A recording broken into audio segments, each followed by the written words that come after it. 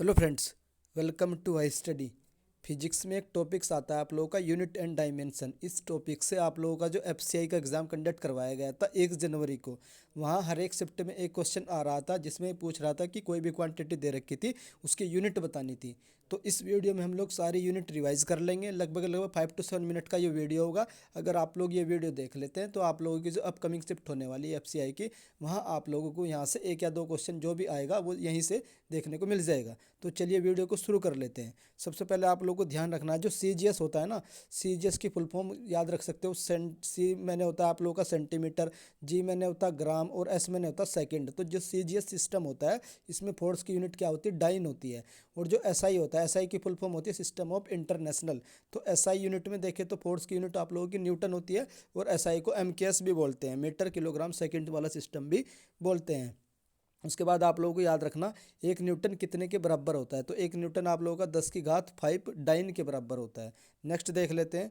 एक आता है आप लोगों का CGS unit of the work. CGS unit पूछे वर्क की तो क्या होती है, अर्ग होती है। अगर आप लोगों को एसआई यूनिट पूछे वर्क की तो वो होती है आप लोगों की जूल। एक ट्रिक बता देता हूँ आप लोगों की, अगर वो वर्क की यूनिट पूछे तब भी जूल होगी, हीट की यूनिट पूछे तब भी जूल होगी, काइनेटिक एनर्जी की यूनिट पूछे तब भी जूल होगी, पोटेंशियल एनर्जी की पूछे तो भी जूल होगी, क्योंकि ये सारी एक एनर्जी की ही फॉर्म है और एनर्जी की यूनिट आप लोगों की जूल होती है। और जूल को आप लोग ऐसे भी डिनोट कर सकते हैं, न्यूटन इंटू मीटर। जो न्यूटन इंटू मीटर का जो मल्टीप्लिकेशन होता है इसी को जूल बोलते हैं। न्यूटन यहाँ पर फोर्स की यूनिट होती है और एम यहाँ पर लेंथ की मीटर होती है। तो इन दोनों का जो मल्टीप्लिकेशन से जो यूनिट बनकर आती है वो जूल आती है। तो देख लेते हैं। नेक्स्ट आता है आप लोगों का, उसके बाद आप लोगों का 1 जूल कितने के बराबर होता है। तो 1 जूल आप लोगों का 10⁵7 अर्ग के बराबर होता है, ये भी याद रख सकते हो। या फिर इसको अगर आप लोग ऐसा यूनिट में पूछे 1 जूल कितने के बराबर होता है तो ये हो जाएगा न्यूटन इंटू मीटर के बराबर हो जाता है आप लोगों का 1 जूल। उसके बाद नेक्स्ट आता है आप लोगों का लाइट ईयर। जो प्रकाश वर्ष होता है ये क्या होता है, ये होता है distance travel by the light in the 1 year in vacuum. 1 साल में वैक्यूम के अंदर जो लाइट डिस्टेंस ट्रेवल करती है उसी लाइट को डिस्टेंस को क्या बोलते हैं, लाइट ईयर बोलते हैं। क्योंकि यह डिस्टेंस है तो इसकी यूनिट पूछे तो क्या होगी, लाइट ईयर की यूनिट मीटर होगी। उसके बाद नेक्स्ट देख लेते हैं, एक लाइट ईयर कितने बराबर होता है। तो एक लाइट ईयर होता है आप लोग का 9.46 इंटू 10⁻15 मीटर के बराबर एक लाइट ईयर होता है। उसके बाद एक यूनिट और आती है बहुत बड़ी बड़ी जो डायमेंशन होती है, जैसे स्पेस की डायमेंशन मेजर करनी है, कोई आप लोगों का प्लेनेट कितनी दूर है तो वो डायमेंशन हम किस में मेजर करते हैं, तो एस्ट्रोनॉमिकल यूनिट में मेजर करते हैं। तो आप लोग ध्यान रखना कि एक एस्ट्रोनॉमिकल यूनिट कितने के बराबर होती है, 1.5 इंटू 10⁻11 मीटर के बराबर होती है।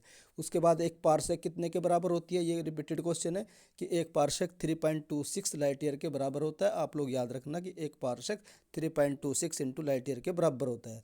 उसके बाद नेक्स्ट याद रखना एक नॉटिकल माइल कितने फिट के बराबर होता है। अगर फिट पूछे तो 6020 फीट हो जाएगा।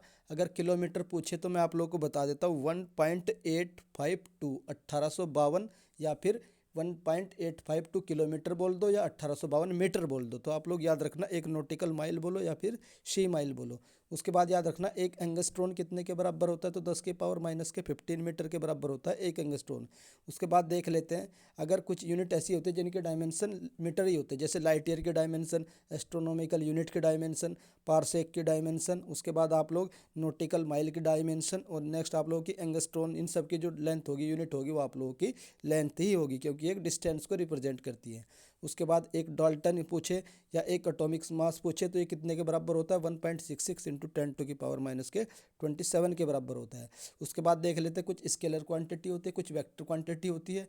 वेक्टर क्वांटिटी वे होती है जिनको डिनोट करने के लिए आप लोगों को डायरेक्शन की जरूरत पड़ती है। तो कौन कौन सी होती है आप लोगों की, there are the some scalar quantity. ये स्केलर क्वांटिटी मास इसकी यूनिट पूछी गई थी।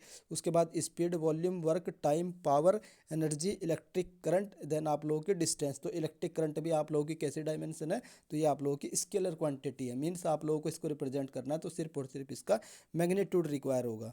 उसके बाद देख लेते हैं नेक्स्ट आता है आप लोगों का there are the some vector quantity. कुछ क्वांटिटीज ऐसी होती है जिनमें वेक्टर होती बोलते हैं जिनको, उनको रिप्रेजेंट करने के लिए आप लोग को मैग्नीट्यूड और उसकी डायरेक्शन दोनों रिक्वायर्ड होती है। कौन कौन सी होती है, डिस्प्लेसमेंट, अगर पूछे डिस्टेंस तो स्केलर, डिस्प्लेसमेंट पूछे तो आप लोगों की वेक्टर, वेलोसिटी ये आप लोगों की वेक्टर हो जाएगी। अगर स्पीड पूछे तो वो आप लोगों की स्केलर क्वांटिटी हो जाएगी। उसके बाद acceleration, force, momentum, torque, next आता है आप लोगों का इम्पल्स, मोमेंट ऑफ फोर्स। ये सारी किस तरह की डायमेंशन वेक्टर क्वांटिटी है।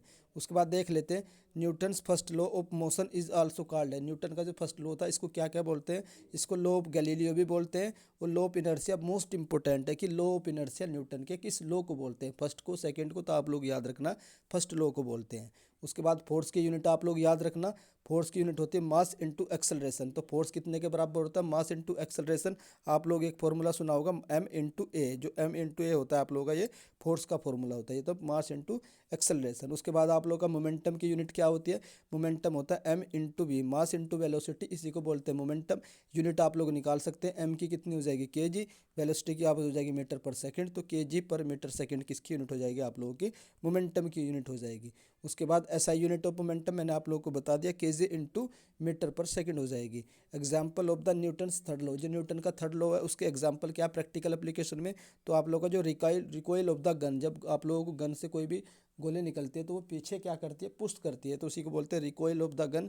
नेक्स्ट आता है आप लोगों का motion of the rockets, third आता है आप लोगों का स्विमिंग। इनमें तीनों में एक्शन और रिएक्शन वाला फॉर्मूला लगता है, तो ये किसके एग्जाम्पल है, न्यूटन्स लॉ ऑफ थर्ड वाला जो लॉ होता है उसके एग्जाम्पल है। उसके बाद आप लोग याद रखना इम्पल्स जो होता है, इम्पल्स की यूनिट पूछे तो क्या हो जाएगी, क्योंकि इम्पल्स बराबर होता है कोई भी फोर्स अगर थोड़े समय के लिए लगता है तो उसे बोलते हैं इम्पल्स। तो इसका यानी फोर्स इंटू टाइम, इसकी यूनिट हो जाएगी, फोर्स की आप लोग की न्यूटन होती है, टाइम की होती है सेकंड, तो न्यूटन इंटू सेकंड हो जाएगी किसकी, इम्पल्स की यूनिट। उसके बाद नेक्स्ट देख लेते हैं SI unit of the impulse, मैंने बता दिया न्यूटन इंटू सेकंड्स होती है। नेक्स्ट आता है आप लोग का the external force required to maintain the circular motion of the body is called as the centripetal force, ये तो आप लोगों को पता ही होगा। उसके बाद नेक्स्ट देख लेते हैं क्रीम सेपरेटर हो या फिर आप लोगों का सेंट्रीफ्यूगल ड्रायर होता है, जो आप लोगों का वॉशिंग मशीन में होता है, वो किस प्रिंसिपल पर वर्क करता है, तो ये आप लोगों का सेंट्रीफ्यूगल प्रिंसिपल पर वर्क करता है। क्या क्या, एक तो आप लोगों का क्रीम सेपरेटर हो, नेक्स्ट आप लोगों का सेंट्रीफ्यूगल ड्राइवर वॉशिंग मशीन वाला, ये दोनों किस प्रिंसिपल वर्क करते हैं, सेंट्रीफ्यूगल पर वर्क करते हैं।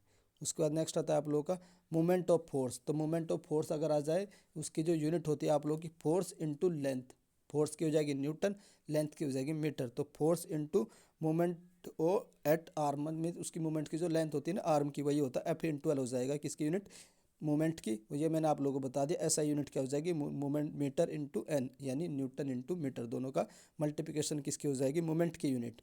उसके बाद नेक्स्ट आता है आप लोगों का SI unit of the work और एनर्जी, मैंने आप लोगों को शुरू में ही बता दिया था, जूल होती है।